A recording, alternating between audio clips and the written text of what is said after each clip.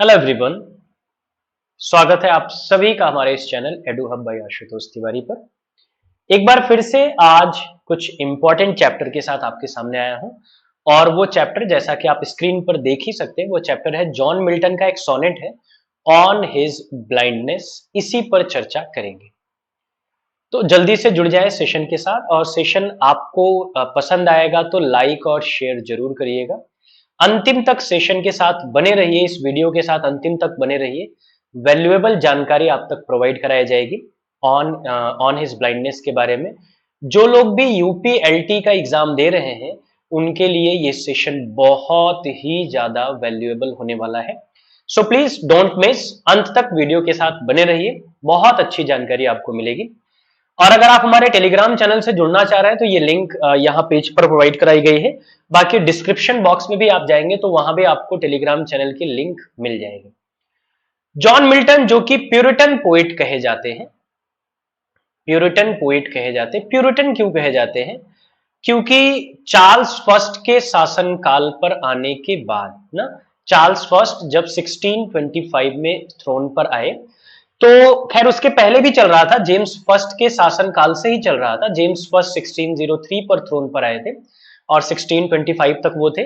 1625 पे Charles first throne पर आए, तो चार्ल्स फर्स्ट के थ्रोन पर आने के साथ ही क्योस जो था, जो सोशल क्योस था, वो बहुत ज्यादा इंग्लैंड में बढ़ गया। चर्च निरंकुश हो गए थे, राजा भी निरंकुश था ही, चर्च निरंकुश हो गए थे, अपनी बात मनवाने के लिए किसी भी हद तक जा सकते थे। तो एक ग्रुप जो था, जो इस चर्च का, इस कैथोलिक चर्च का विरोध कर रहा था, प्रोटेस्टेंट जिनको बोलते हैं, वो कह रहे थे कि हमको मीडिएटर की कोई जरूरत नहीं, हम डायरेक्ट, अगर हमको भगवान की पूजा ही करनी है, वर्शिप ही करनी है, तो डायरेक्ट कर लेंगे, हमको किसी मीडिएटर की क्या जरूरत है, वो भी ऐसा मीडिएटर जो जबरदस्ती अपनी इच्छाएं हम पर थोपता होगा। तो जॉन मिल्टन भी उन्हीं के ग्रुप के एक सदस्य थे, इसलिए इनको प्यूरिटन पोइट कहा जाता है। 1608 में इनका जन्म हुआ था और 1674 में इनकी डेथ हुई थी। आप इनको बेहतर जानते हैं इनके एक अमर वर्क की वजह से, जिसको इमोर्टल वर्क बोलते हैं, पैराडाइज लॉस्ट की वजह से जॉन मिल्टन बहुत फेमस है। जॉन मिल्टन पॉलिटिकली भी बहुत इन्वॉल्व थे। 1652 में इनकी आंखों की रोशनी चली जाती है और इनकी आंखों की रोशनी जाने के बाद ही इन्होंने ऑन हिज ब्लाइंडनेस नाम के सोनेट को लिखा था, जिसमें इन्होंने अपनी इसी इनकैपेबिलिटी के बारे में डिस्कशन किया है। हालांकि लास्ट में इन्होंने बताया है उस सोनेट के माध्यम से कि गॉड जो कुछ करता है वो कुछ सोच समझकर ही करता है, उसकी इच्छा के बिना कुछ होता नहीं है। उसने मेरे साथ भी अगर कुछ ऐसा किया, मेरी आंखें छीन ली है, तो उसने मुझे कुछ ऐसा जरूर दिया होगा जिससे मैं वो चीजें देख सकूं जो आंख होते हुए भी लोग नहीं देख सकते हैं। आज उसी ऑन हिज ब्लाइंडनेस पर हम लोग डिस्कशन करेंगे। आइए फिर डिस्कशन शुरू करते हैं। लाइक और शेयर कर दीजिएगा आप लोग, आपको ये सेशन पसंद आएगा तो अंतिम तक वीडियो के साथ जरूर बने रहिए। चलिए, ऑन हिज ब्लाइंडनेस पोएट कौन थे लिखने वाले? जॉन मिल्टन थे, जिनका जन्म 1608 को हुआ था, 1674 को डेथ हुई थी। अगर हम बात करें कि ये किस टाइप का सोनेट है, ध्यान रखना कि ये पेट्रोर्चन सोनेट है या इटालियन सोनेट भी बोलते हैं। इस सोनेट की खासियत होती है कि इसमें दो कैटेगरी होती है, एक 8 लाइंस होती हैं और फिर 6 लाइंस होती है ना। जो 8 लाइंस होती है उसको ऑक्टेव बोलते हैं और जो 6 लाइन होती है उसको सेस्टेट बोलते हैं ना, सेस्टेट बोलते हैं। 8 लाइन में कोई ना कोई समस्या रखी जाएगी और लास्ट की जो 6 लाइन होती है उनको कंक्लूडिंग लाइन बोलते हैं, इसमें उस समस्या का समाधान बताया जाएगा। यही पेट्रोर्चन सोनेट का स्टाइल है। और इसकी थीम क्या है? इसकी थीम है एक्सेप्टिंग वंस फेट विद काम पेशेंट रेजिग्नेशन। बिल्कुल पेशेंस के साथ जो कुछ भी हमारे भाग्य में हमको मिला है उसको हम तहे दिल से स्वीकार करते हैं, यही सोनेट का थीम है। तो ये 3 इंपॉर्टेंट चीज हो गई जो एग्जाम में पूछी जा सकती है। अब आइए इस सोनेट पर बढ़े आगे। On his blindness, when I consider how my light is spent. यहां देखो A B A B A B, ये जो लिखा हुआ है ये राइम स्कीम है। राइम स्कीम क्या होती है पेट्रोर्चन या इटालियन सोनेट की? A B B A B B A, ये 8 लाइन की यही राइम स्कीम होती है। क्या होती है? ए बी बी ए, फिर ए बी बी ए, ये शुरू की 8 लाइन की ये राइम स्कीम है। बाद की जो 6 लाइन होती है उनकी राइम स्कीम क्या है? C D E C D E. क्या होता है? C D E C D E. ये मिल्टोनिक सोनेट की भी राइम स्कीम है। ये पेट्रोर्चन सोनेट कभी पूछा जाए तो ध्यान रखना उसकी भी राइम स्कीम यही है। इटालियन सोनेट की भी राइम स्कीम यही है। A B B A A B B A, C D E C D E.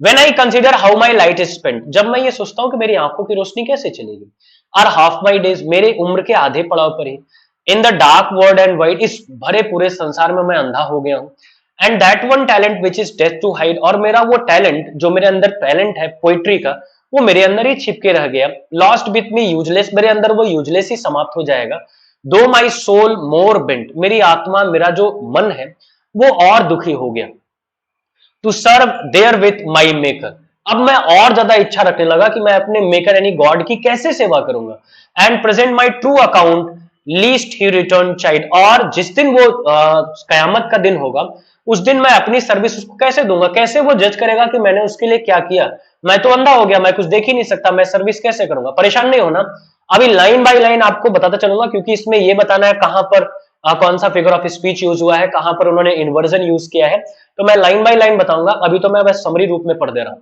ठीक है। Doth God exact day labour right denied, light denied, क्या मेरे अंधे होने के बावजूद भगवान दिन भर मुझसे काम करवाएगा। I fondly ask but patience to prevent, मैं इसको पूछ तो रहा हूं लेकिन मुझे पेशेंस दिखाना पड़ेगा, धैर्य दिखाना पड़ेगा। That murmur soon replies God doth not need either man's work or his own gift, फिर मेरे मन से आवाज आती है कि भगवान क्या लालची है, क्या भगवान तुम्हारे काम के भूखे, क्या भगवान तुम्हारे गिफ्ट के भूखे, क्या भगवान तुम्हारे चढ़ावे के भूखे, नहीं। Who best bear his mild yoke they serve him best, जो उसकी सच्चे मन से सेवा करता है भगवान उसी को अप्रिशिएट करते हैं, वो किसी चढ़ावे के भूखे नहीं। हिज स्टेट इज किंगली, उनका तो खुद ही साम्राज्य बहुत बड़ा है। Thousand at his biding speed, हजारों लाखों किलोमीटर प्रति घंटे की रफ्तार से तो वो दौड़ रहे हैं, मतलब बहुत ज्यादा स्पीड उनकी।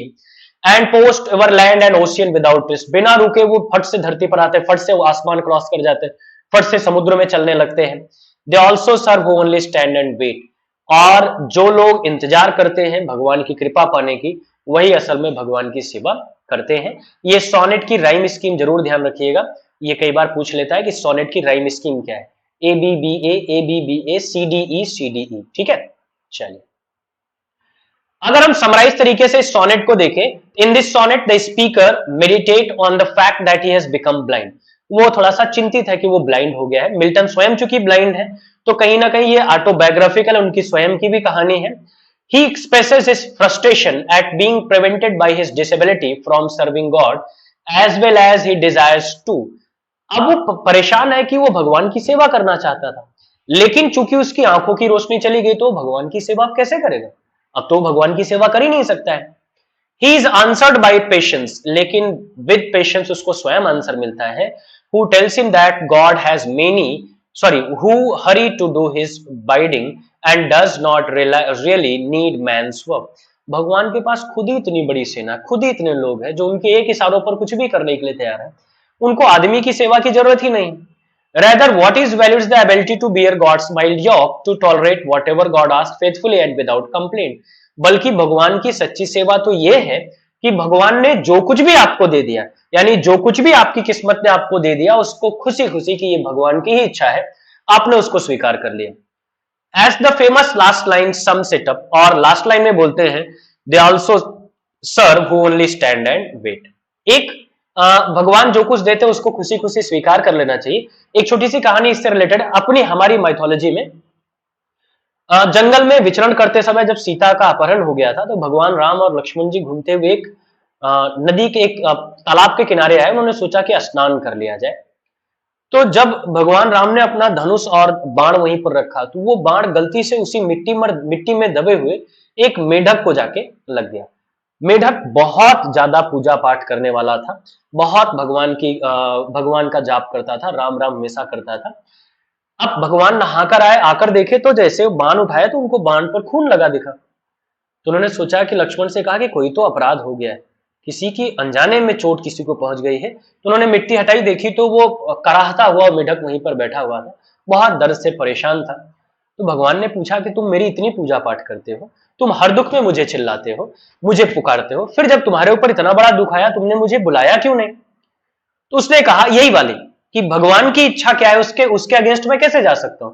उसने कहा कि भगवान जब मुझे कहीं और कष्ट होता है तो मैं आपको बुलाता हूं कि आप मुझे उससे बचाएंगे, लेकिन जब मैंने देखा कि स्वयं प्रभु श्री राम का ही बाण मुझे लग रहा है, तो मैं किसको बुलाता? मैंने हर की इच्छा मान के इसको बर्दाश्त करना शुरू कर दिया।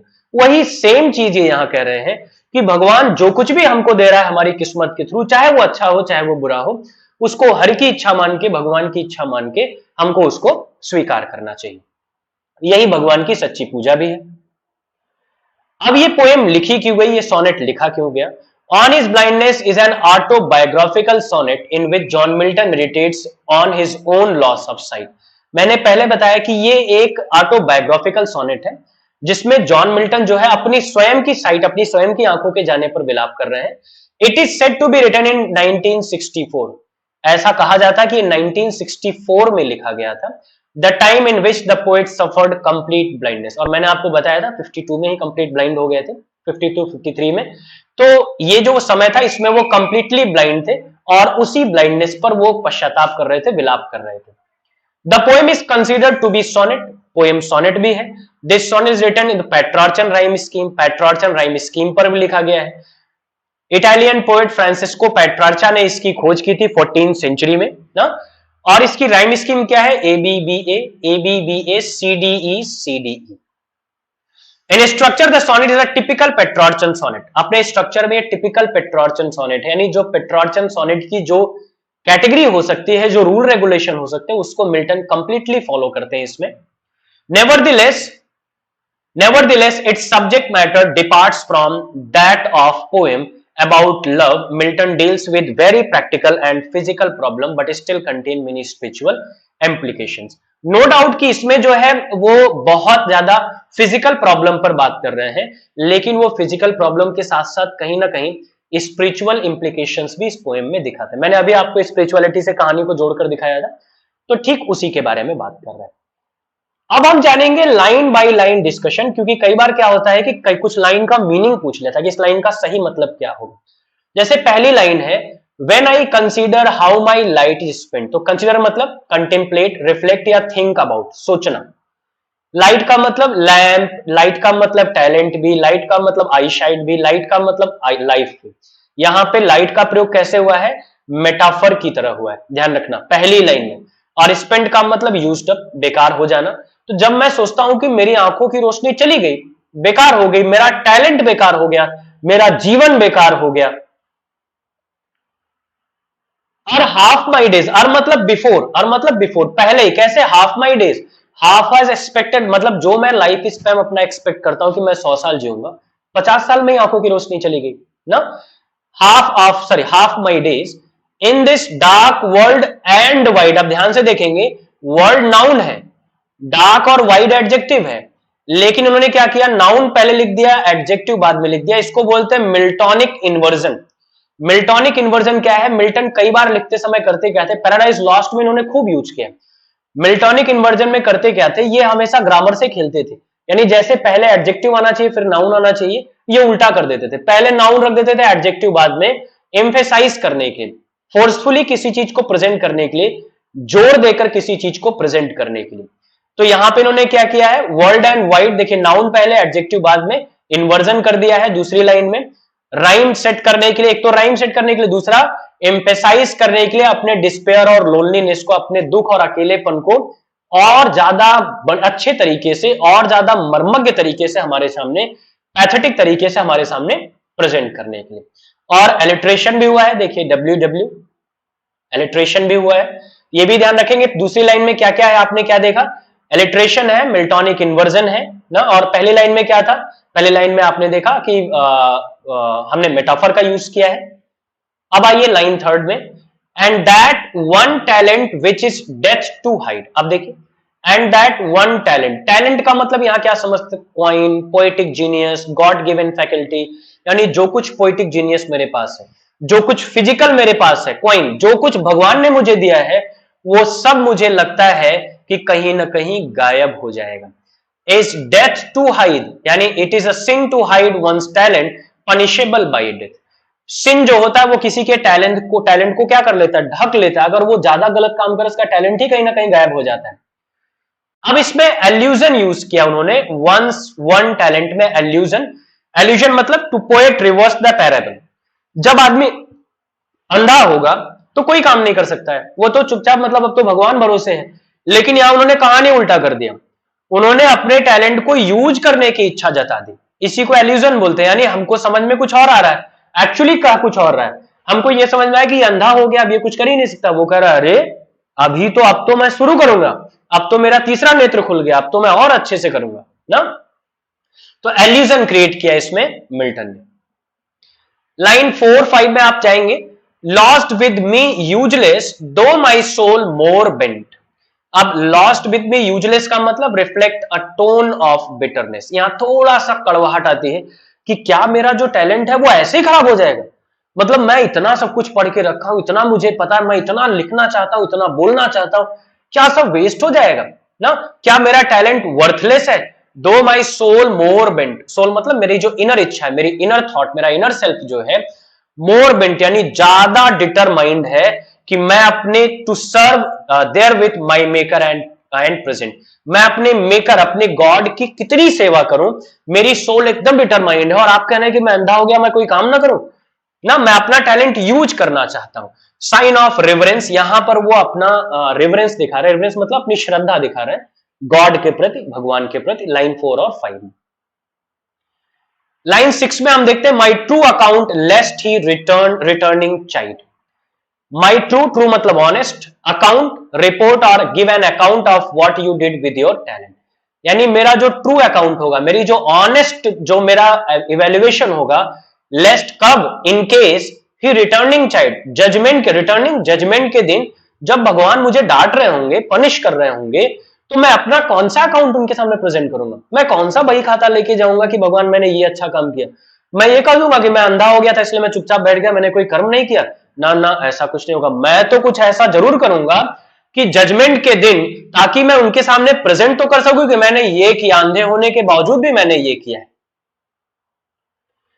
लाइन 7 में आप देखते हैं लिखा, डथ गॉड एग्जैक्ट दे लेबर लाइट डिनाइड। अब फिर भगवान सोच रहे हैं कि क्या भगवान, डथ का मतलब डज और कई लैंग्वेज यूज हुई है, गॉड एग्जैक्ट, एग्जैक्ट का मतलब एक्सपेक्ट या गेट बाय फोर्स या ले काम, डे लेबर को पूरे दिन का काम ना। लाइट डिनाइड का मतलब जब आप देख नहीं सकते। तो कहने का मतलब क्या भगवान किसी एक ऐसे आदमी से भी पूरे दिन के काम की उम्मीद करते हैं जो कंप्लीटली ब्लाइंड है? क्या भगवान उससे भी उम्मीद करते हैं कि वो लगातार काम करे जो कंप्लीटली ब्लाइंड है, जो अंधा है एकदम? लाइन 8 में हम देखते हैं, आई फॉन्डली आस्क। अब ये ध्यान रखें, आई फॉन्डली, फुलिशली ना, हालांकि फुलिशली ये पॉजिटिव कॉनोटेशन के साथ है, लेकिन मैं फुलिशली का मतलब ना जानते हुए, अननोइंगली मैंने पूछा। अब ये जो सेमी कॉलन है ये इंडिकेट कर रहा है चेंज ऑफ टोन का, मूड चेंज हो रहा है। यहां से मैंने बताया ना 8 लाइन में समस्या, लास्ट की 6 लाइन में समाधान, तो यहां से टोन हो गई, सेमी कॉलन लगने का मतलब यहां से टोन बदल गई, मूड बदल गया ना। अब मूड ऑफ सबमिशन में हम आ गए, अब उनका फेथ प्रिवेल करेगा।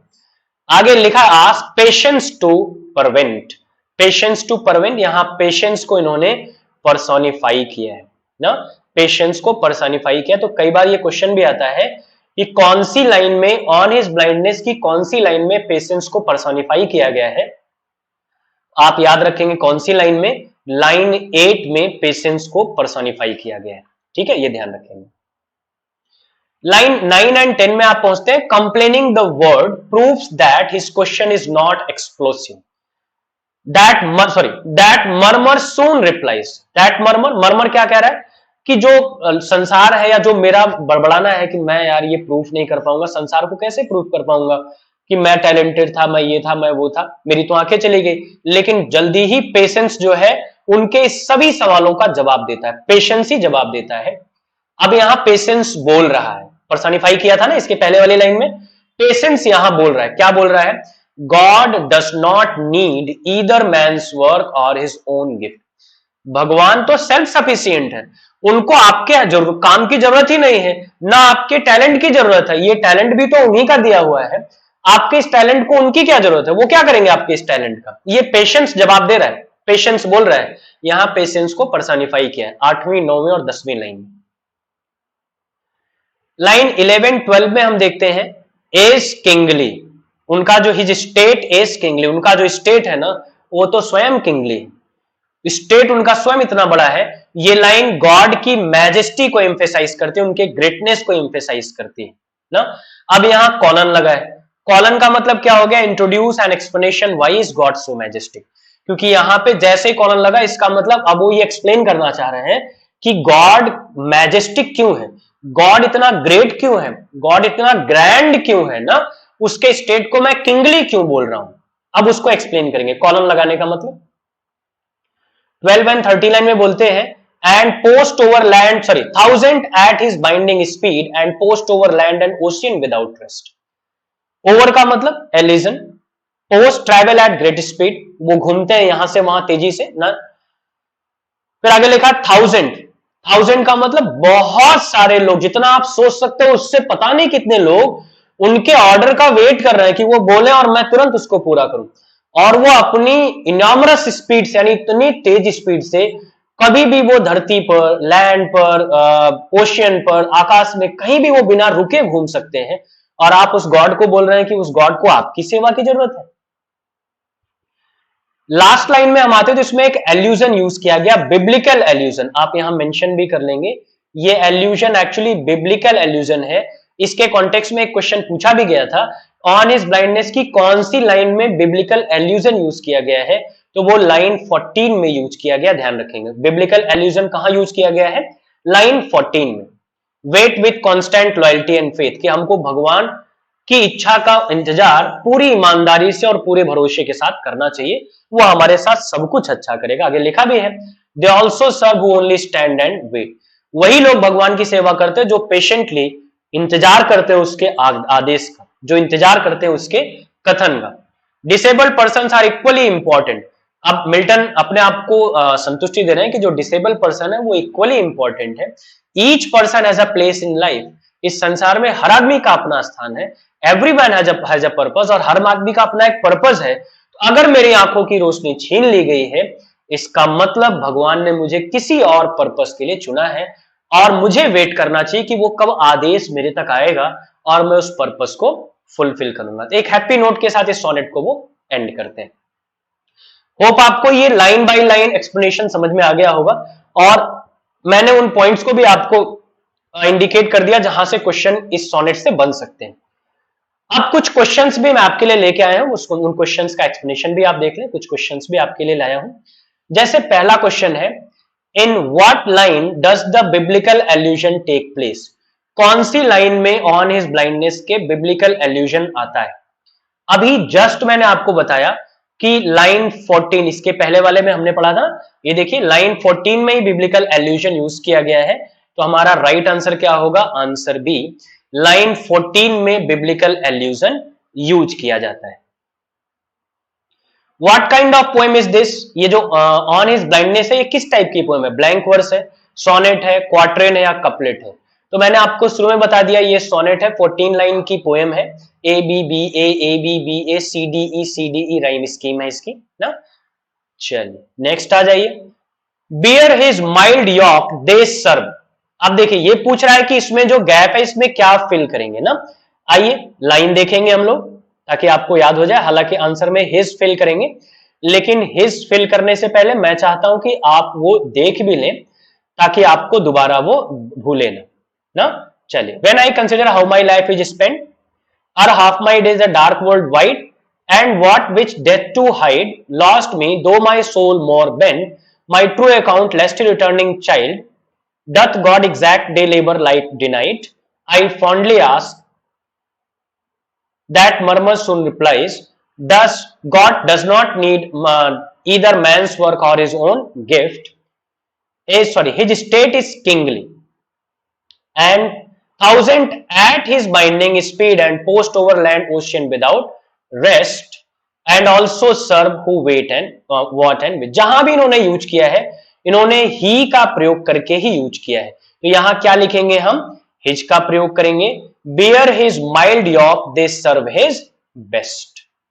नेक्स्ट आ जाइए, माई लाइट स्पेंड मीन्स, मेरी आंखों की रोशनी चली गई, साफ साफ इन्होंने बोला है ऑप्शन सी सही होगा, लॉस ऑफ आई साइट, आंखों की रोशनी का चला जाना, लॉस ऑफ आई साइट। चलिए, ये तो थे कुछ इंपॉर्टेंट क्वेश्चन जो यहां से बन सकते थे, तो होप आपको ये सेशन जरूर पसंद आया होगा, और ऐसे ही वैल्यूएबल सेशंस के लिए इस चैनल को सब्सक्राइब करके रखिए और अपने दोस्तों के साथ आप लाइक और शेयर भी करिए, लाइक भी करिए, दोस्तों के साथ शेयर भी करिए, ताकि और भी लोग जुड़ सके हम लोगों से और वैल्यूएबल जानकारी आप तक पहुंचाई जा सके।